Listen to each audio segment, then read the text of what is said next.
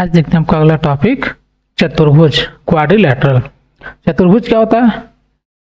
चतुर मतलब चार और भुज मतलब भुजा, मतलब ऐसी आकृति जिसकी क्या हो, चार भुजाएं हो, चतुर्भुज कहलाता है। चार भुजाएं, ये हो गया आपका चतुर्भुज। इसी टाइप का हो सकता है, ऐसे ऐसे, इधर छोटा सा, इसको इधर बढ़ा दीजिए ऐसे करके, ऐसे कुछ भी, मतलब ये हो गया आपका चतुर्भुज। चार भुजाएं होनी चाहिए, ऐसा नहीं कि पांच भुजा हो जाए। ये ऐसे करके ऐसी कोई भुजा नहीं होनी चाहिए। देखिए एक दो तीन चार, चार भुजा तक होगा तो चतुर्भुज। जैसे पांच छह हो गया चतुर्भुज नहीं, उसको बोलेंगे बहुभुज। बहुभुज मतलब बहुत सारी भुजाएं। अब इसमें पंचभुज, पंचभुज, षटभुज, सप्तभुज, अष्टभुज, ऐसे करके नामकरण होता है। लेकिन उसको फिर किसमें रखेंगे? बहुभुज की श्रेणी में रखेंगे। जैसे आपने अभी तक त्रिभुज का पढ़ा, तीन भुजा का पढ़ा, अब क्या पढ़ेंगे? चार भुजा का। तो चतुर्भुज के क्या क्या गुण होते हैं? चतुर्भुज में पहला, चारों कोण क्या होते हैं? न्यून कोण होते हैं। ये सभी, ये जितने कोण होंगे सब क्या होंगे? न्यून कोण होंगे, मतलब 90 डिग्री से सबके सब छोटे होंगे। ठीक, ये सब थीटा है तो 90 डिग्री से क्या होगा? सब छोटा होगा। एक कोण अधिक कोण है, इसमें क्या हो, मैक्सिमम एक कोण अधिक कोण हो सकता है। इसमें मतलब ये क्या है, एक कोण अधिक कोण हो सकता है।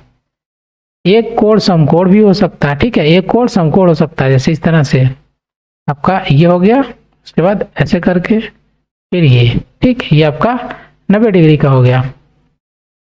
दो कोण अधिक कोण हो सकते हैं, दो कोण भी अधिक कोण हो सकते हैं। जैसे एक ये हो गया ऐसे, दूसरा एक मिनट, ये इसको हटाते हैं, तो ये आपका एक ऐसे हो गया, दूसरा इधर को हो गया, उसके बाद थोड़ा ज्यादा हो गया, तीसरा इधर को ऐसे करके, चौथा सिंपल। तो ये देखिए 90 से ज्यादा हो गया दोनों, तो ये ऐसा भी हो सकता है। और दो कोण समकोण हो सकते हैं। इसमें क्या हो, दो कोण समकोण भी हो सकते हैं। जैसे ये कोण और ये कोण आपस में समकोण हो सकते हैं, या दूसरे में कहे तो ये कोण समकोण हो गया, ये समकोण हो सकता है। फिर अगला चाहे जैसे हो सकता है, दो कोण 90 अंश के हो सकते हैं। विकर्ण परस्पर समकोण पर है, और इसके जो विकर्ण होंगे वो आपस में जब एक दूसरे को काटेंगे ऐसे करके, तो इनके बीच जो कोण बनेगा वो हमेशा क्या बनेगा? 90 डिग्री का। ऐसे ये आपस में एक दूसरे को जब काटेंगे जब भी, तो इनके बीच जो भी कोण बनेगा ये आपका बनेगा कितना? 90 अंश का कोण बनता है। ये इनका प्रॉपर्टी, ये खासियत है इसमें, ये आपको याद रखना पड़ेगा। जैसे ये जहाँ पे काटेंगे ये वाला जो आएगा पॉइंट, ये आपका 90 डिग्री हो जाएगा। ठीक, चारों तरफ 90 डिग्री। चलिए आगे देखते हैं अगला टॉपिक, आयत। आयत का क्या होता है? आयत में आयत की लंबाई और चौड़ाई होती है। इस तरह पहले भी हम बता चुके हैं आपको। आपका अगर लंबाई, ये हो गया चौड़ाई। आयत की सभी भुजाएं क्या होती हैं? दो कोण, सारे कोण क्या होते हैं? 90 डिग्री के होते हैं, 90 डिग्री पे होते हैं। दो भुजा बराबर, दो भुजा बराबर, तो वो लंबाई की हो जाएगी। या ऐसे कर सकते हैं, आमने सामने की भुजा, आमने सामने की भुजा को हटाता, आमने सामने की भुजा बराबर। आमने सामने की भुजा क्या होगी? बराबर होगी। पहला पॉइंट हो गया। दूसरा पॉइंट क्या हो गया? सभी कोण आपके कितने हो गए? 90 डिग्री के हो गए। ये आपका प्रॉपर्टी हो गया। ठीक है, आयत का ये होता है रेक्टेंगल का, सभी कोण 90 डिग्री और आमने सामने के, इसके सामने का ये जो है ये आपस में बराबर, इसके सामने का ये जो भुजा है ये दोनों एक दूसरे के बराबर होते हैं। ठीक है, अगला देखिए, सम चतुर्भुज। सम मतलब समान, चतुर्भुज मतलब भुजाएं, चारों भुजाएं क्या होनी चाहिए? समान होनी चाहिए। मतलब अगर ये 10 है तो ये भी आपका 10 होगा, ये भी 10 होगा, ये भी 10 होगा, तो ये सभी भुजाएं क्या होंगी? आपस में समान होंगी। और इनके बीच में जो कोण ये बनेगा, ये एक 90 डिग्री का कोण बन जाएगा। ठीक है, सेम है आयत कितना, बस इसमें क्या है? सभी भुजाएं समान हो गई। उसमें क्या है? सभी भुजाएं समान नहीं थी, आमने सामने की भुजाएं समान थी। वो अलग बात है, अगर यहाँ पे ये भी 10 हो गया और ये भी 10, तो ये भी 10 हो जाए, ये भी 10 हो जाए, तो भी क्या होगा, ये समचतुर्भुज हो जाएगा। ठीक है, ये भी एक समचतुर्भुज है। तो समचतुर्भुज में अगर आमने सामने की भुजा हो बदल गई, आमने सामने भुजा एक समान हो गई, तो आयत का प्रॉपर्टी आ जाएगा, तो उसको आयत बोल देते हैं। अगर नहीं है तो उसका नाम बदल जाता है। मतलब देखिए, समांतर चतुर्भुज, समांतर चतुर्भुज किसको बोलते हैं, जैसे समांतर चतुर्भुज कहना है तो ये हो गया, और दूसरा आपका ये हो गया। ठीक, आपका ये हो गया समांतर चतुर्भुज। इसको भी आप क्या कहेंगे, समांतर चतुर्भुज।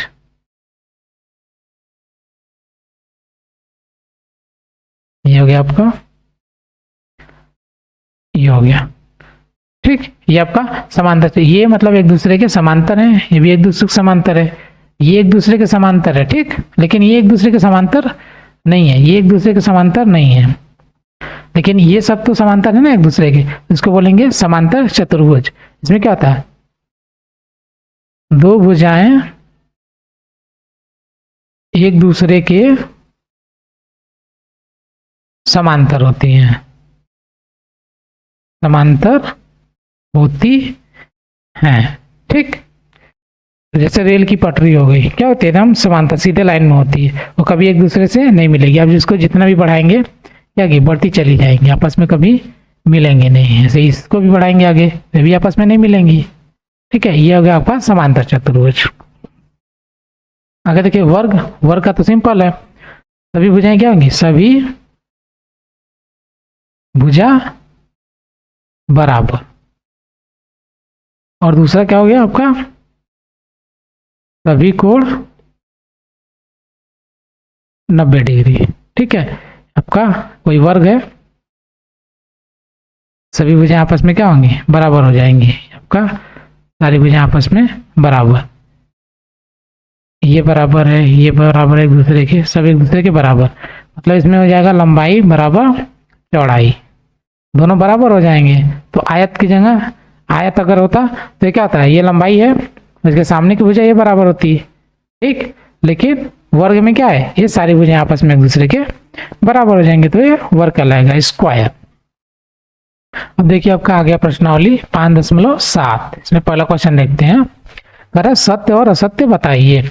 आयत का प्रत्येक कोण 90 अंश का होता है, सत्य। हमने बताया आयत का सभी कोण क्या होता है, आयत का प्रत्येक कोण 90 अंश का होता है। ठीक है, बी, आयत की सम्मुख भुजाओं की लंबाई बराबर होती है, ये भी क्या है, ये भी सत्य है। इसको भी बताया हमने, क्या देखिए, आयत के सभी सामने की भुजाएं क्या होती हैं, आमने सामने की भुजाएं बराबर होती हैं। अगला देखिए, वर्ग के विकर्ण एक दूसरे पर लंब होते हैं, ये भी सत्य है। वर्ग के विकर्ण एक दूसरे पर लंब होते हैं, जैसे इसको यहां से खींच देते हैं, इसको यहां से खींचेंगे, तो भी एक दूसरे के ऊपर लंब होंगे। ठीक है, इसी तरह आयत में भी होता है आपका, आयत में भी अगर आप विकर्ण को इस तरह से खींचेंगे तो एक दूसरे पर लंब होंगे, भी 90 डिग्री का ही बनेगा। ठीक है, सब 90 डिग्री के होते हैं। आगे देखिए, डी, समचतुर्भुज की सभी भुजाएं बराबर लंबाई की होती है, ये भी क्या है, सत्य है। बताया हमने, सम मतलब क्या होता है, समान। ठीक है, समचतुर्भुज में सभी भुजाएं क्या होती है, एक बराबर होती हैं। अगला, समांतर चतुर्भुज की सभी भुजाएं बराबर लंबाई की होती हैं, ये असत्य है। कोई जरूरी नहीं कि बराबर लंबाई की हो। ठीक है, तो ये भुजा हो गई आपका, एक ये हो गया, बराबर लंबाई की हो ऐसा कोई जरूरी नहीं है। ठीक है, ये 10 हो गया, ये हो सकता है ये 9 ही हो, और ये 5 हो, ये 8 हो, मतलब भुजाएं अलग अलग लंबाई की, लेकिन ये जो कोण है अलग अलग होंगे। ठीक है, तो मतलब इसमें ये रिक्वायरमेंट नहीं है कि सब बराबर लंबाई की होती हैं। अगला क्वेश्चन देखिए, अब समलंब की सम्मुख भुजाएं समांतर होती हैं, समलंब की सम्मुख भुजाएं समांतर होती है, भी क्या है, असत्य है। अब समलंब किसे कहते हैं? जैसे एक क्या आता है, एक लंबा जाए, ठीक, जैसे ये 90 डिग्री का आपका हो गया। और क्या कर रहा है, समलंब की सम्मुख भुजाएं समांतर होती है। सम्मुख भुजाएं क्या होती है? समांतर होती है। ऐसा कोई जरूरी नहीं है। ये 90 डिग्री हो गया, ये नीचे भी आ सकता है, इसके बाद ऐसे आके मिल सकता है। इसका मतलब क्या है, जैसे ये आपका सिंपल, ये आपका हो गया 90 डिग्री, 90 डिग्री, लेकिन ये भुजा ऐसे भी तो आके मिल सकती है यहाँ से। तो ये आया, यहाँ पर आया, उसके बाद यहाँ पे आके मिल गया, तो ये तो 90 डिग्री हो गया ना। लेकिन क्या है, ये भुजा और ये भुजा आपस में समांतर नहीं ना है, समूह भुजा बोल रहा है, तो ये आपस में समांतर नहीं है, ये भी क्या हो गया, असत्य हो गया। चलिए आपका दूसरा देखते हैं, निम्नलिखित के कारण भी दीजिए। कह रहा है वर्ग को एक विशेष प्रकार का आयत समझा जा सकता है, तो उत्तर क्या हो जाएगा? हाँ। क्यों? रीजन क्या हो जाएगा? क्यों? क्योंकि इसमें लंबाई और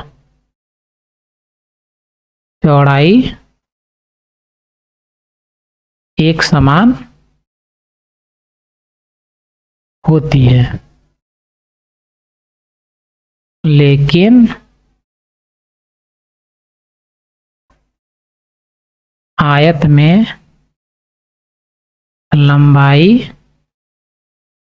और चौड़ाई परस्पर एक समान, चौड़ाई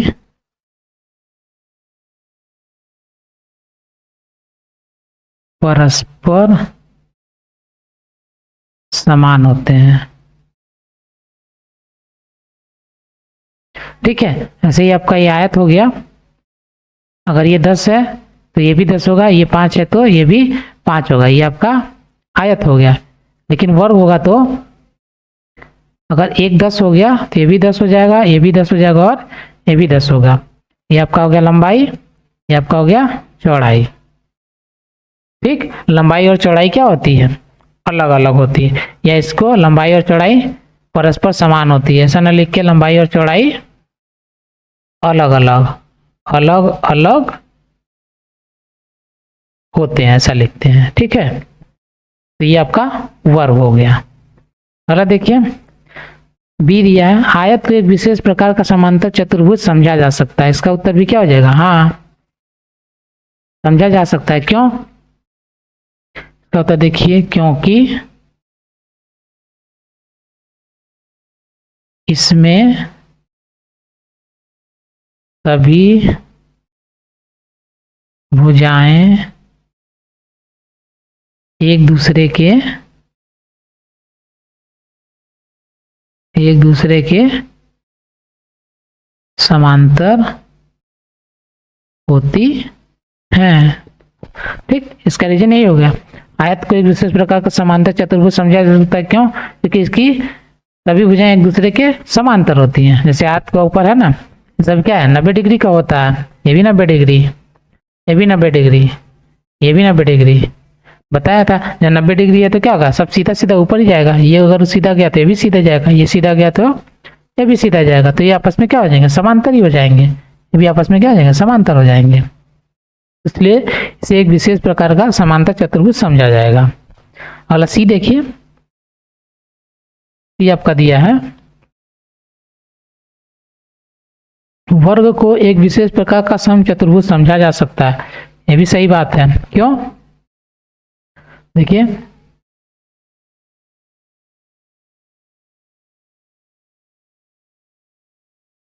समचतुर्भुज छोटा सा वर्ग बना लेते हैं इसको, आपका 5, ये भी 5, ये भी 5, ये भी 5। समचतुर्भुज मतलब समान, सम मतलब समान, चतुर्भुज मतलब चारों भुजाएं। इसको क्योंकि वर्ग की सभी भुजाएं समान माप की होती हैं, समान माप की होती हैं, जैसा कि समचतुर्भुज का होता है। ठीक, समचतुर्भुज में भी सेम चीज होती है, इसकी भी भुजाएं आपस में समान होती हैं। डी दिया है क्या, वर्ग, आयत, समचतुर्भुज और एक समांतर चतुर्भुज में से प्रत्येक एक चतुर्भुज भी है। ये भी बात सही है। सभी में क्या होती है, वर्ग में 4 भुजाएं, आयत में 4 भुजाएं, इसमें भी 4 भुजाएं होती हैं। लिखेंगे क्योंकि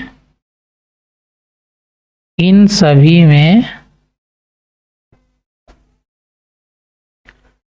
4 भुजाएं होती हैं।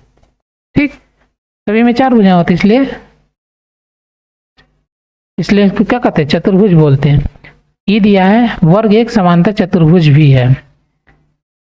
आपका ई वर्ग एक क्या है, समांतर चतुर्भुज जैसा क्या है, आयत को बोला था, आयत एक विशेष प्रकार का समांतर चतुर्भुज है, उसी तरह इसको भी कह देंगे क्योंकि